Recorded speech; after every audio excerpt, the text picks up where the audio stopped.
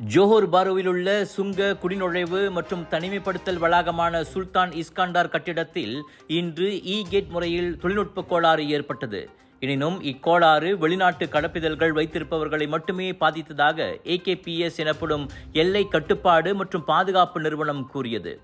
மலேசிய கடப்பிதழ் வைத்திருப்பவர்கள் வழக்கம் போல கேட் வாயிலை பயன்படுத்த முடிந்தது.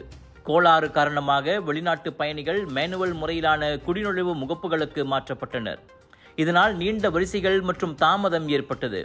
என்றாலும் பாதுகாப்பு சோதனைகள் பாதிக்கப்படவில்லை. நிலைமை கட்டுப்பாட்டுக்குள் இருப்பதாக AKPS கூறியது. அதிகாரிகள் தற்போது கோளாறை சரி செய்யும் பணியில் ஈடுபட்டுள்ளனர்.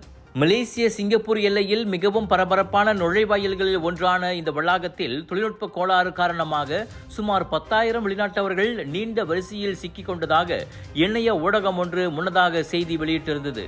எனினும் அதனை மறுத்த ஜோஹர் அரசாங்கம் கேட் முறையில் தடங்கள் ஏற்பட்டாலும் எல்லை நடமாட்டத்தை அது செயலிழக்க செய்யவில்லை என விளக்கியது. இந்த ஆண்டை முடித்து புத்தாண்டை கொண்டாட ஷாப்பிங் செய்ய திரண்டு வாருங்கள். Latest collections, designers items, boutique outlets, panipuri முதல் பிரியாணி வரை வைரல் ஃபுட் ஃபெஸ்டிவலோடு அனைத்தும் கிடைக்கும். இன்னும் என்ன, திரண்டு வாருங்கள். ஏயோன் பிக் ஃபாலின் ஈப்போவில் big sale, big discount. Colours of India பெருமையுடன் வழங்கும் big India shopping festival 7 to 11 ஜனவரி 2026 புத்தம் புதிய பொலிவுடன் பிரம்மாண்டமாக ஏயோன் பிக் ஃபாலின் ஈப்போவில்.